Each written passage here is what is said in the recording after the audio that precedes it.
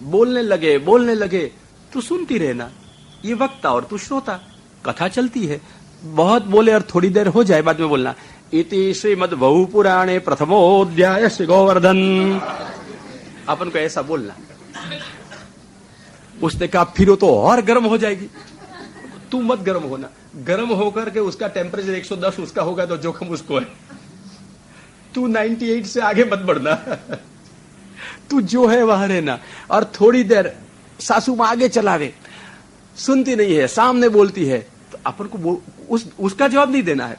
थोड़ी देर के बाद अपन तो इतना ही बोलना है, इति श्रीमद् बहु पुराणे द्वितीयोऽध्याय श्री गोवर्धन। अब तू 8-10 अध्याय सुनेगी, कोई अध्याय में 30 श्लोक होता है, कोई अध्याय में 50, कोई अध्याय में 20, प्रकरण बदले, विषय सासू जब झगड़ने का बदले, तब तेरे को जय बुला देने का। और सचमुच बहू ने जय बुलाने का शुरू किया, बोलो भैया अविवेक सिखाया मैंने। बेचारी बहू फिर जलती नहीं, वो क्या करती, जय बुलाती, घबराए बिना, और सासू से दूर भी नहीं जाती, क्या करती, श्री गोवर्धन। परंतु आगे बोल लेगा क्या, इति श्रीमद्, याद रखना नहीं आता हो तो, इति श्रीमद् बहु पुराणे प्रथमोऽध्याय श्री गोवर्धन। आप लोग आराम से जय क्यों नहीं बोलती हो, क्योंकि बहु पुराण नहीं चलाती हो, इसलिए इति श्रीमद् बहु पुराणे। और बहु बक बक करती हो तो सासू को कहना, इति श्री सासु पुराणे प्रथमोऽध्याय। दोनों को परस्पर में जय जय करते रहना। परिणाम में क्या आएगा कि कितना भी क्रोध सासू करे या बहू करे, ये पुराण और जयकार सुनते 2-4 दफा सुनेगी और फिर अपने आप में वो भी नहीं, चुप क्या हंस पड़ेगी, समझ गई, उसको भी हंसी आ जाएगी, उसको तो कुछ असर होती है नहीं है। उसका नाम है सहन किया, समझ के।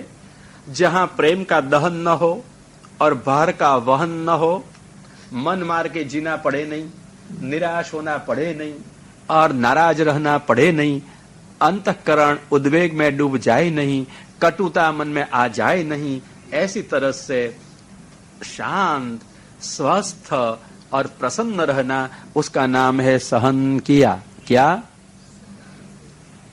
किसको कहते हैं सहन किया? अब बेटा व्याख्या बताओगी, सहन किया कब?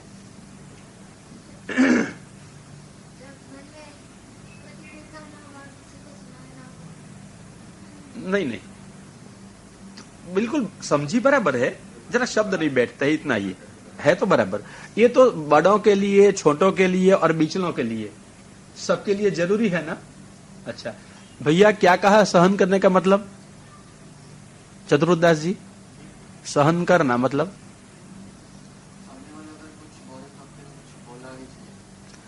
जलना चाहिए तो, हाँ फिर, हाँ क्या बेटा, हाँ कटुता और अभाव नहीं आना चाहिए, और बोझा बढ़ नहीं जाना चाहिए। क्या, हाँ दहन और बहन नहीं करना है, मतलब फिर से कहूं, हर हालत में शांत रहो, दूसरा रहे या नहीं रहे, और जो कोई करना है वो करे, अपन शांत रहे। क्या करेंगे? अपन शांत रहे, सन्मुख रहे। कैसे? शांत रहे, फिर सन्मुख रहे भगवान की, हाँ मन से शांत रहे, सन्मुख रहे, स्वस्थ रहे, और स्वस्थ मतलब शरीर से नहीं, मन से स्वस्थ रहे, और प्रसन्न रहे। बस सब परिस्थिति में उसका नाम है सहन किया, उसका नाम है धैर्य। मैं तो एक खाली घर की परिस्थिति बताई, केवल ऐसी घर की, सासू बहू की, 2 भाइयों की, माँ बाप की, बच्चों की, ये परिस्थिति केवल नहीं है। पैसे चले गए, करोड़पति थे, पैसे चले गए, जैसे संतदास जी, बात तो पढ़ी ना वैष्णवों ने। संतदास जी बहुत पैसे थे, बहुत ठाकुर जी को अंगीकार कराते थे, फिर अपने पैसे खत्म हो गए, ठाकुर जी के लिए जो अलग निकाले थे वो तो थे ही, ठाकुर जी का क्रम तो वही ढंग से चलता था, अपनी ओर से अपने हिस्से में से कुछ नहीं धर सकते थे। तब संतदास जी ने क्या किया? कौड़ी बेचना शुरू किया। करोड़पति आदमी रोड पर बैठ गया, कौड़ी लेकर के बेचने के लिए न उद्वेग था, न कटुता थी, न पश्चाताप था, न परिताप था। ग्रंथ लेकर बैठते थे, पाठ किया करे, ढगली कर रखी थी कौड़ियों की, जिसको आवे मौन रहे, ले जाए, पैसा धर जाए। राजभोग से ही बैठते थे। हाँ, राजभोग पहले नहीं आते दुकान में, राजभोग करके दुकानें बैठ जाए और बाद में उत्थापन का समय हो, दुकान समेट के 3.5 टका मिलना चाहिए, वो मिल गया, घर में पहुंच गए, उत्थापन करेंगे। रोज का नियम था। करोड़पति को रोड पे बैठना पड़े, कैसा लगा होगा? परंतु दहन किया था कुछ, वहन किया था कुछ, प्रसन्न थे, शांत थे, सन्मुख थे, बस सहन किया, उसका नाम धैर्य।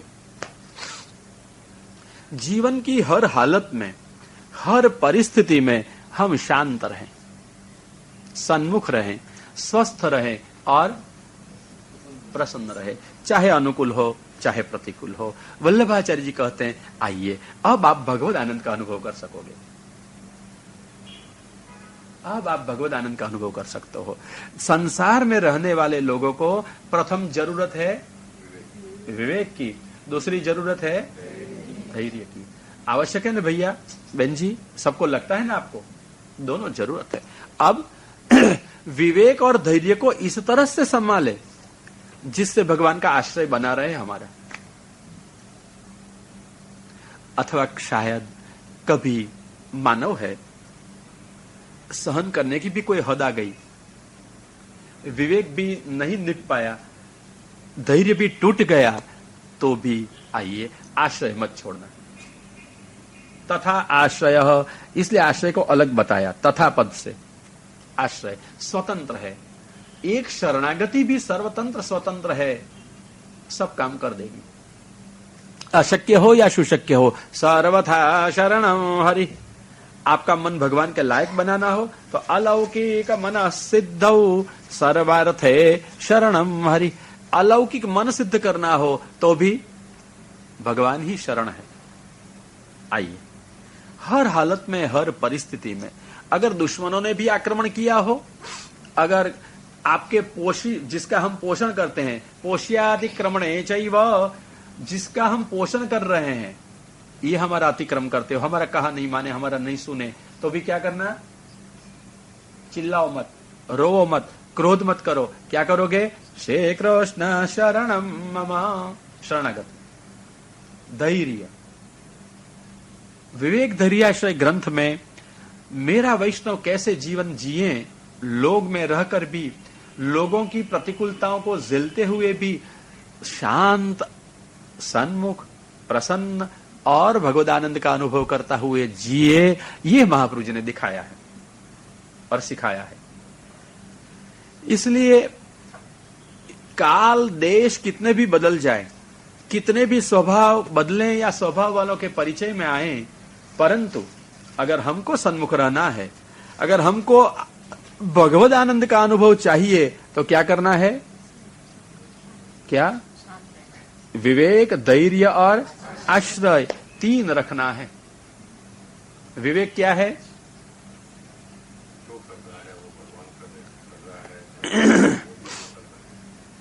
जो हो चुका है, जो हो रहा है और जो होगा, भगवान निज इच्छा से करते हैं, ये विवेक है। और हम निज हैं तो हमारा कुछ बिगड़ेगा नहीं, हमारी इच्छा से भी हो सकेगा अगर हम निज हैं तो। धैर्य क्या है? तन का, मन का और धन का, प्रारब्ध का, सब प्रकार के दुखों को मृत्यु पर्यंत सबकी ओर से सामना किए बिना, प्रतिकार किए बिना प्रसन्नता से झेलना।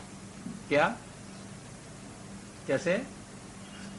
अच्छा, 2 शब्द और कहूं।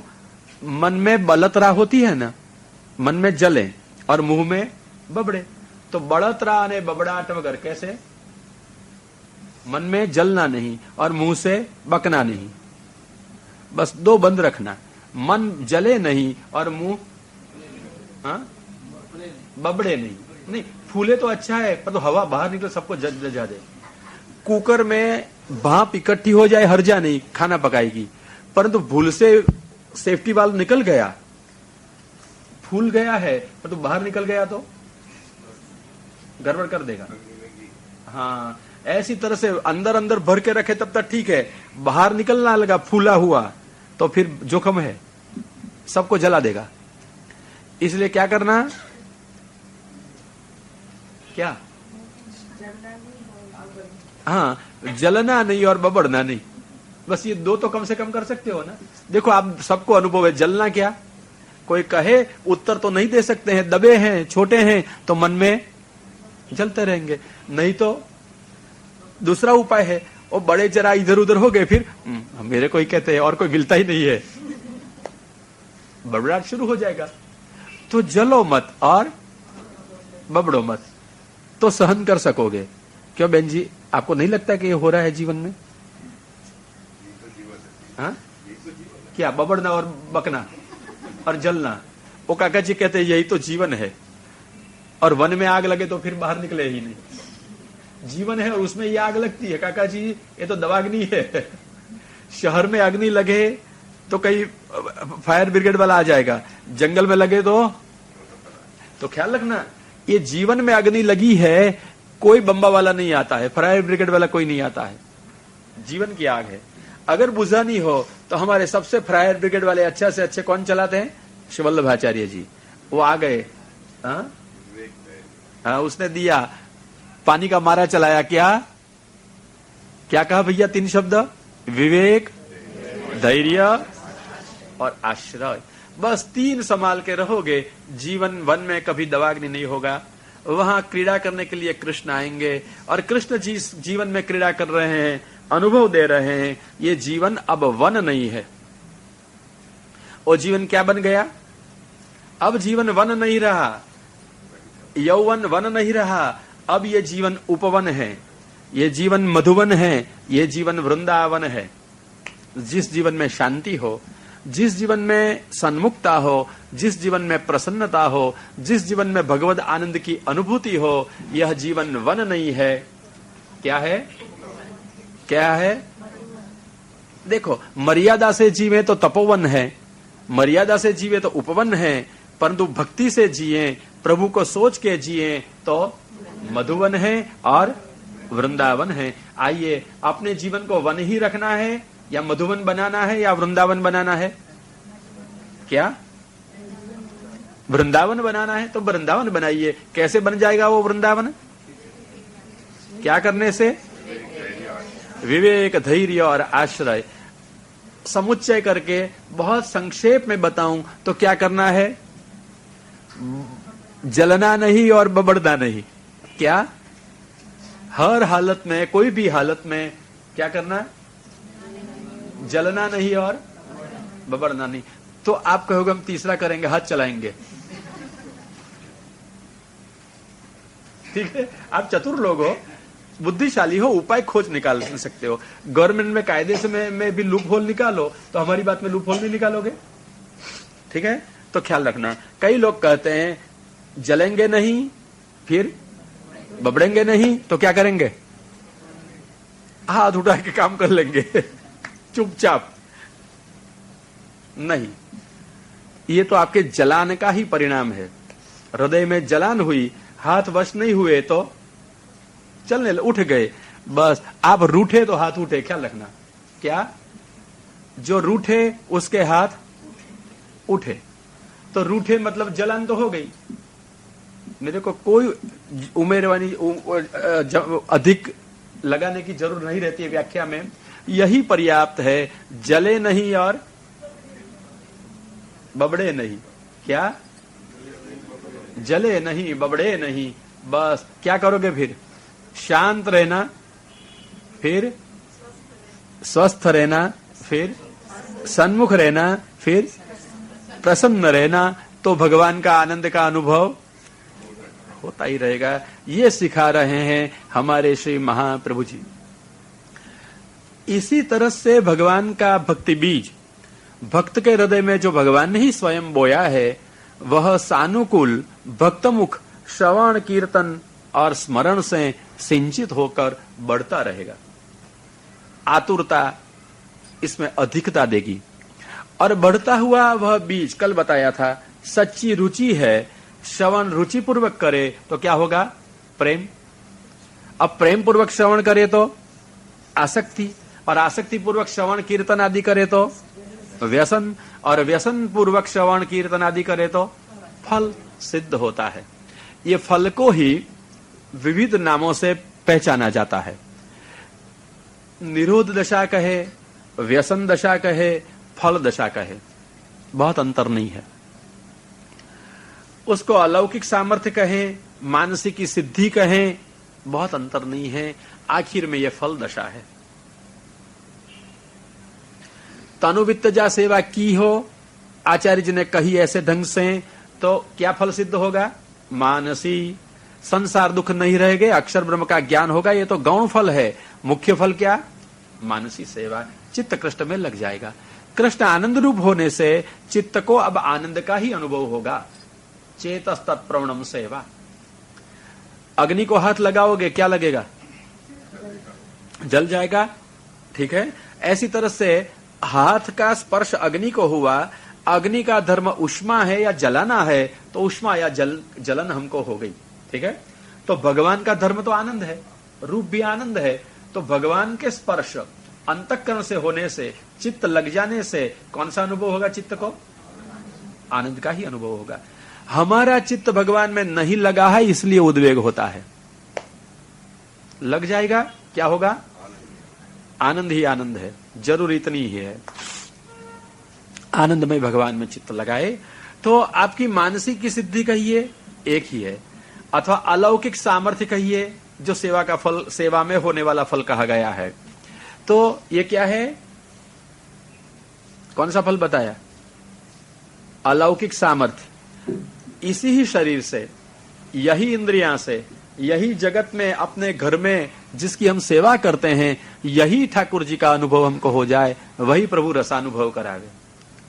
ये अनुभव करने की क्षमता, उसका नाम है अलौकिक सामर्थ्य। लौकिक सामर्थ्य नहीं है, अलौकिक सामर्थ्य।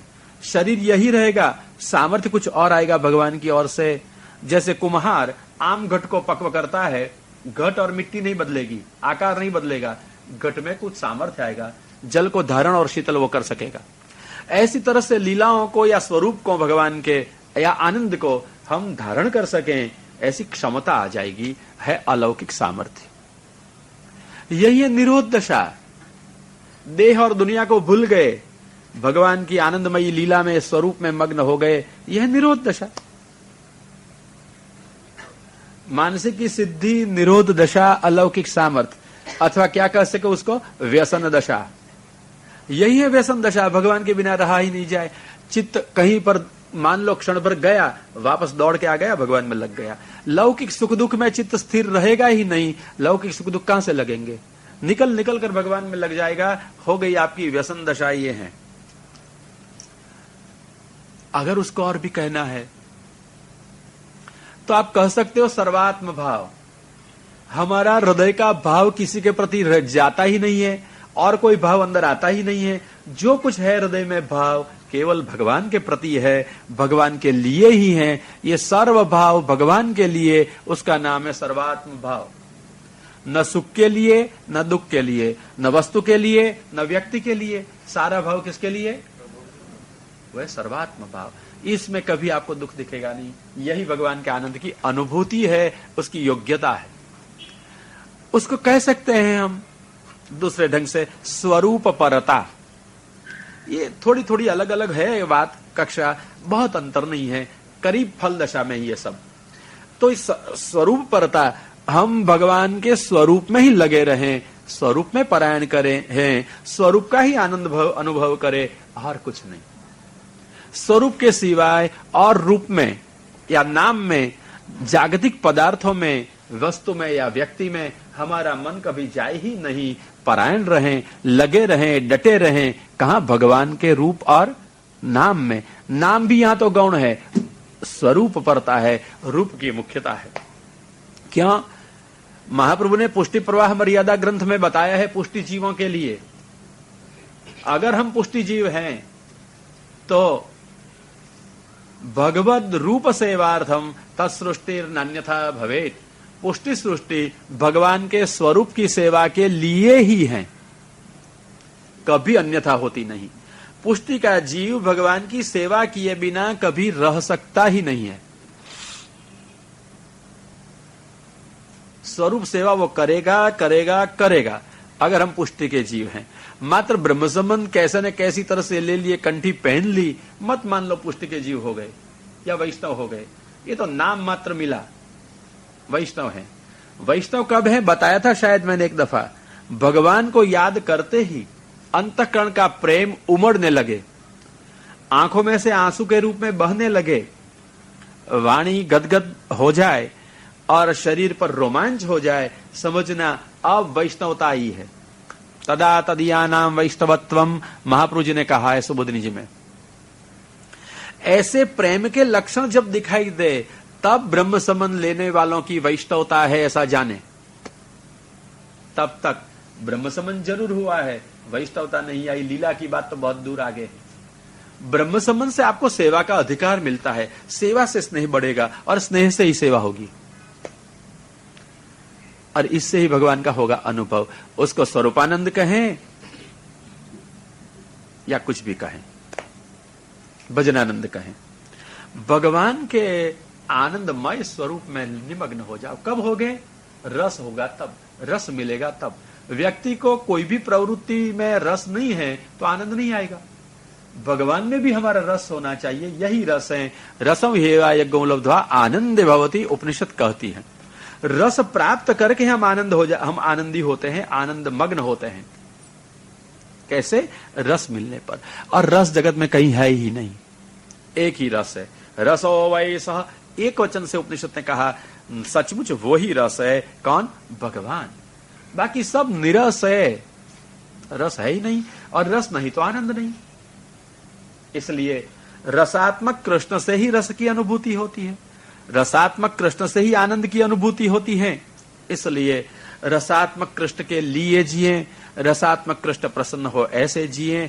इसलिए हमारे जीवन की ओर ध्यान रखें, विवेक धैर्य और आश्रय से हमारे जीवन को भगवान के योग्य हम जगत में रहकर भी बनाएं। इसलिए जीवन घड़तर आवश्यक है। जीवन को बनाना, जीवन को ढालना, जीवन को ठीक रूप से भगवान के योग्य बनाने का प्रयत्न करें, इसमें लगे रहना, यही हमारी वर्तमान आवश्यकता है। न कि निकुंजों की बातों करना, न कि निकुंजों में पहुंच जाना, या निकुंज की भावना में हम चंद्रावली है, हम अमुकी है मान के भटकना। ये पुष्टि जीवों के लिए अधिकार जो अभी का वर्तमान है उसमें उचित नहीं दिखाई देता है। महाप्रभु जी का ये आशय नहीं लगता है मेरे को तो, और जिसको लगता हो उसको तो मैं न खंडन करता हूं न मंडन करता हूं। मुझे यही कहना है जो महाप्रभु जी ने कहा है।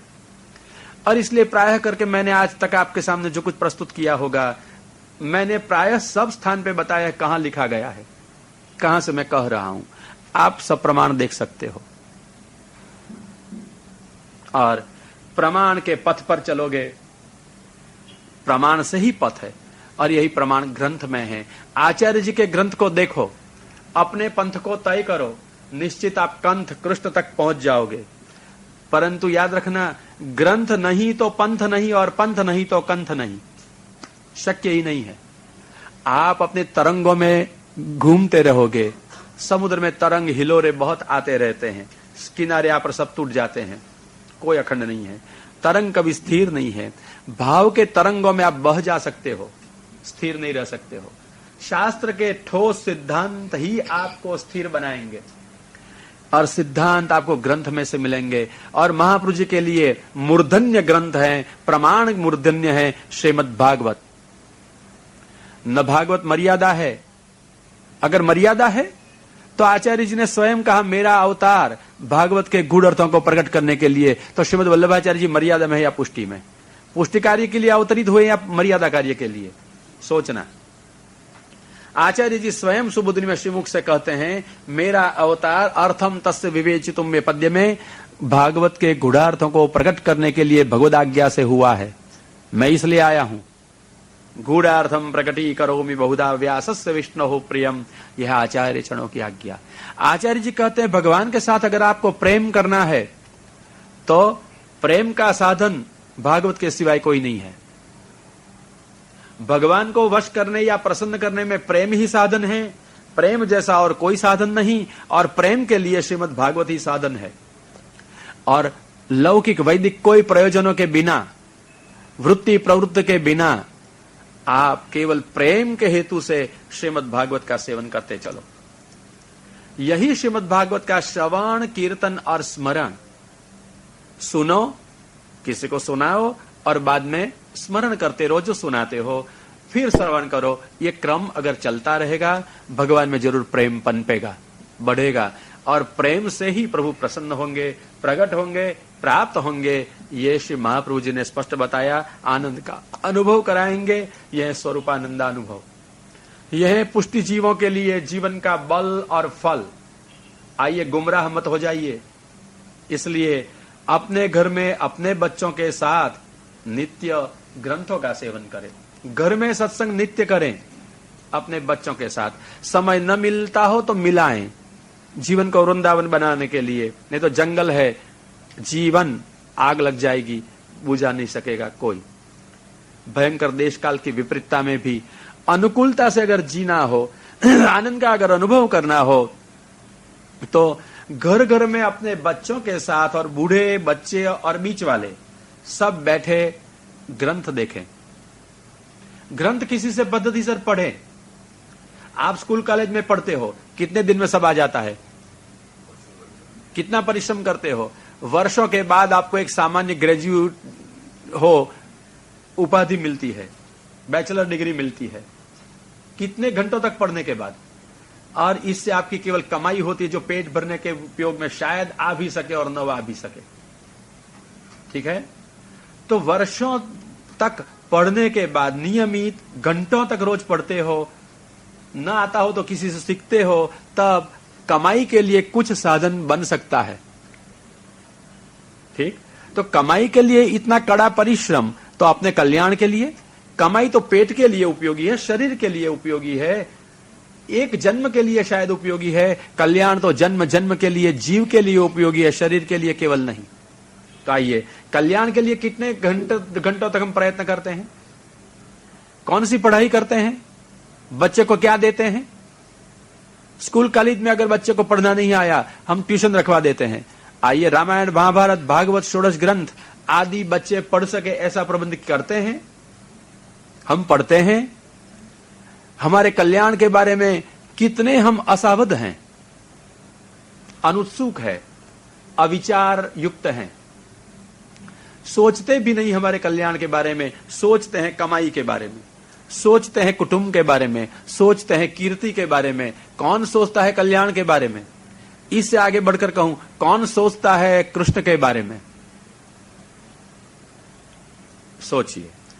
इसलिए घर घर में ग्रंथ होगा तो पंथ आएगा, और पंथ आएगा तो अपने आप कृष्ण तक पहुंचा देगा। कृष्ण इसी मार्ग से चलकर आएंगे। इसलिए घर घर में सत्संग और घर घर में सेवा, यही आवश्यक है इस काल में। तो आपको आनंद का अनुभव होगा इसी शरीर से, इसी ही जन्म में अपने ठाकुर जी से रस का, आनंद का, लीला का, जो लीला आपका अधिकार की हो, जो भगवान ने देने चाहिए हो। इसलिए यही आवश्यक है। इसलिए वो बहन जी ने मेरे को पहले कहा था, सबने मिलके, हमको गोपी गीत सुनना है। मैंने ना तो नहीं कही थी, क्यों बहन ना कही थी, पर तू बताया था गोपी गीत क्या है, क्यों है, रस क्या है। इसलिए फिर तय किया था कि हम पुष्टि क्रम से कुछ समझने की चेष्टा करें, और बाद में देखेंगे गोपी गीत कभी प्रभु चाहेंगे तो, अधिकार आएगा तो। मेरे ख्याल से आज 15 दिन तक आपने जो कुछ पुष्टि सिद्धांत में से यथामति, यथा अवसर पाया होगा, मेरे ख्याल से जीवन में उपयोगी कुछ मिला होगा। नहीं तो आपने भी समय गंवाया, मैंने भी गंवाया। अगर जीवन में उपयोगी कुछ न मिला हो तो, जीवन में अगर उपयोगी कुछ मिला, जीवन में कुछ परिवर्तन आया, अगर प्रभु के आनंद की दिशा में आप एक डग भी आगे बढ़ सके हो, आपका प्रयत्न सफल है। और यही आवश्यकता आज के जमाने में है। सच्ची राह पे हम दृढ़ता से चलें, सच्ची राह तक पहुंचे। और इसलिए प्रायः प्रभु ने ही चाहा होगा कार्यक्रम इस ढंग का बन गया, जो मैंने भी नहीं सोचा था, मैं सोच के नहीं आया था, और आपने भी सोच के कुछ रखा था, प्रभु ने नहीं स्वीकार किया और कुछ और ही निष्पन्न हो गया। मेरे ख्याल से आपको उद्वेग नहीं होगा, क्योंकि अब तो आपने विवेक समझ लिया, होता वही है भगवान जो चाहते हैं। इसलिए शायद आप गोपी गीत सुनना चाहती थी, वो नहीं हुआ। भगवान ने चाहा था हम पुष्टि मार्ग के लिए कुछ सोचें और समझें। विवेक आपको अब तो ज्ञात है, विवेकस्तु हरिः सर्वं निजेच्छात करिष्यति। अगर आपको इसमें कष्ट भी हुआ होगा तो धैर्य रखें, सहन करें, सहन करें, आश्रय रखें कि प्रभु हमको ये सामर्थ्य दे कि हम गोपी गीत तक ही नहीं, इससे आगे युगल गीत में पहुंचे और सच्चे अर्थ में रसात्मक भगवान कृष्ण के रस का अनुभव हम कर सकें। और इस कार्यक्रम में निमित्तभूत हुई है, क्या नाम आपका? गीता बहन, और उसकी मंडली कहूं या ना कहूं, वो जाने और उसका काम जाने। परंतु मैंने उसकी आतुरता देखी, ताप भाव बॉम्बे में देखा, मैं लक्ष्मी बहन के घर था तब। उसने कहा आप हमको सिद्धांत समझाओगे? मैंने कहा एक दफा मैं दुबई आ गया हूं, अगर मैं कहने का आऊंगा कोई सुनने को नहीं आएगा, क्योंकि मैं सिद्धांत कहूंगा और लोगों को लीला भावना बहुत इष्ट लगे, सिद्धांत अभिष्ट नहीं लगते हैं। उसने कहा नहीं, और मंजू ने कहा और कोई नहीं, हम तो बैठेंगे ही, हमको जानना है। लक्ष्मी मैया ने कहा भैया चलें। सुभाष ने कहा जरूर भैया, अपन शास्त्री जी रखें। मैंने कहा ठीक है, आपका सद्भाव आतुरता देखता हूं, चलें करें। फिर तो मैं तो मेरे स्वभाव से मजबूर हूं। उन्होंने जो कहा वो मैंने किया नहीं, मुझे यही करना था जो वो कराना चाहता था, इसलिए वो ही हुआ। इसलिए आपका गोपी गीत न हुआ, शायद आपको खेद नहीं होगा, न होगा तो हो, न होगा तो भी डर नहीं है, आगे कुछ होगा चिंता नहीं होता है या नहीं, यही हुआ है जो भगवान ने चाहा। अगर आपने स्वल्प भी सच्चे अर्थ में पुष्टि को जानी हो, आचार्य जी के सिद्धांत को जाने हो, अपने जीवन में तद अनुरूप बनने वाले हो, तो कुछ पाया है। नहीं तो सुनते हैं और सुनाते हैं, ये जमाने की स्वाभाविकता है। आइए स्वाभाविकता से अस्वाभाविकता की ओर बढ़े, आचरण में कछु रखें, नियम करें। आज से नित्य घर में अपने बच्चों के साथ सत्संग करेंगे और नित्य घर में सबको मिलकर सेवा करनी होगी। हम अगर आचार्य जी के रहने चाहते हैं, अगर हम आचार्य जी के अनुरूप जीवन यापन करना चाहते हैं, जीवन में अगर यही आचार्य जी के भगवान का आनंद का अनुभव हम करना चाहते हैं, इसलिए ये मनोरथ में निमित्त होने वाली ये आतुरता गीता बहन की भगवान ने दी, उसको भी धन्यवाद है। लक्ष्मी बहन ने सब बात उठा ली, इनको भी धन्यवाद है। और आज से सुभाष भाई ने आकर के मेरा मनोरथ कहा, उसको भी एक श्रीमद् भागवत भगवत प्रीति सुननी है। इसलिए जैसे उसका मनोरथ है ऐसे स्वीकार कर लिया, तो कल से दोपहर में 11 से 2 तक और शाम को 9 से 11 तक श्रीमद् भागवत 9 दिवस तक 4 तारीख तक चलता रहेगा। रसपान करने का निमंत्रण कल भी लक्ष्मी बहन ने दिया था, वो भी दे रहे हैं। अगर वैष्णव हैं तो कहना नहीं पड़ना है, आना, आ ही जाते हैं। और फिर जो घोटाला हुआ था, फिर से कहता हूं, मंदिर वालों के प्रति कोई नाराजगी नहीं है।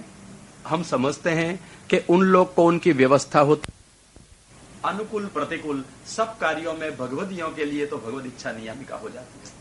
पर तो संसारी लोग भगवद इच्छा का बहाना बना के अपना प्रमाद और पाखंडी पोषते हैं। ये भी सावधता बरतनी जरूरी है। इसलिए निजेच्छाता करिष्यति का आश्वासन भक्तों के लिए, भगवदियों के लिए है, संसारियों के प्रमाद को पोषने के लिए नहीं। भैया आपने सेवा आज करी? नहीं, अवकाश नहीं पाया। क्यों? निजेच्छाता करिष्यति, भगवान को सेवा नहीं करा, मेरे को समय नहीं पाया। ये बहाना बनाया और बहाना के पीछे उन्होंने क्या किया? प्रमाद और पाखंड का पोषण किया। इसलिए बहुत अच्छा पूछा मंजू तूने बेटा, धन्यवाद है। तो हम भगवत इच्छा के बहाने प्रमाद और पाखंड का पोषण न करें, कर्तव्य जरूर करें। इसलिए निजेच्छा तक करिष्यति, ये मात्र क्रिया में नहीं क्रिया के परिणाम में अधिक उपयुक्त होता है। मानो हमने चाहा कि अमुक काम हमारा हो जाए, तो काम हो जाने में भगवद इच्छा नियम का नहीं सोचे, प्रयत्न करो और प्रयत्न के परिणाम में सोचो अब जो भगवद इच्छा थी वो हुआ, चाहे सफलता हो चाहे निष्फलता हो। तो क्रिया हम कर्तव्य बुद्धि से, प्रभु प्रेरणा से, हमारे अधिकार के अनुसार, देश काल समझ के जरूर करे कर्तव्य को, भगवद आश्रित बुद्धि से, भगवद आश्रय बुद्धि से, विवेक धैर्य और आश्रय पूर्वक कर्तव्य तो करे और परिणाम प्रभु को सौंप दे। निजे इच्छा तक करिष्यति, समाधान मेरे ख्याल से हो जाएगा। और अणुभाष्य में आचार्य जी ने कहा है प्रयत्न पुरुषावधि, प्रयत्नावधि पुरुष प्रयत्न, पुरुष को करना है प्रयत्न, प्रयत्नावधि पुरुष कार्यम, प्रयत्न तक पुरुष का कार्य है और परिणाम भगवान का है। तो प्रयत्न पुरुष का और परिणाम भगवान का, ये अर्थ है निज इच्छा तक करिष्यति, निज इच्छा से किया था, कर रहे हैं और करेंगे। इसलिए भगवदियों के लिए सच्चा उपाय है, परंतु संसारी इनके बहाने इसके नीचे मूर्खा ओढ़ के भगवद इच्छा का अपने पाखंड और प्रमाद का पोषण न करें, ये सावधानता बरतें आवश्यक है। बहुत सुंदर मंजू, समाधान हुआ बेटा?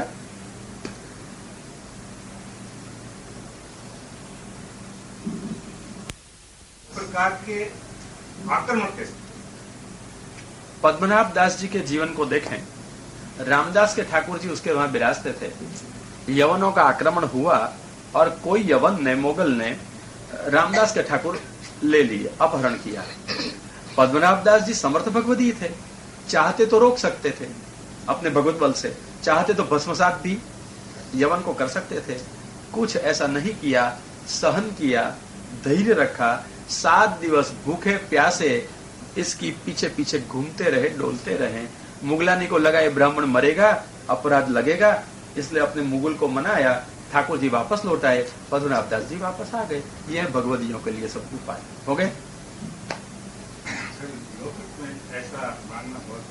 इसलिए मैंने बताया कि ये उपाय भगवदियों के लिए हैं और संसारी लोग इसके बहाने, इसके नीचे, इसकी औथ में, बुरखा के नीचे अपने प्रमाद और पाखंड को नहीं पोषे, परंतु देश काल और अधिकार के अनुसार कर्तव्य अवश्य करते रहें, आश्रय बुद्धि से, विवेक धैर्य से।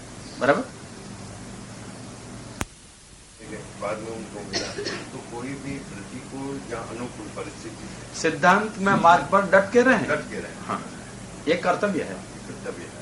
और हर हालत में सिद्धांतों के नींव पर हम डट के अड़ग रहें आवश्यक है। और जैसे परिस्थिति जो महाप्रभु जी की थी, जब अपने सब ब्रह्म सुंदर बनकर दिया, उसी टाइम पे भी मुगल की सत्ता थी, मुसलमान आक्रमक थे, तब भी अपने वो उनके प्रतिकूल अपने धीरज रख के आगे बढ़े।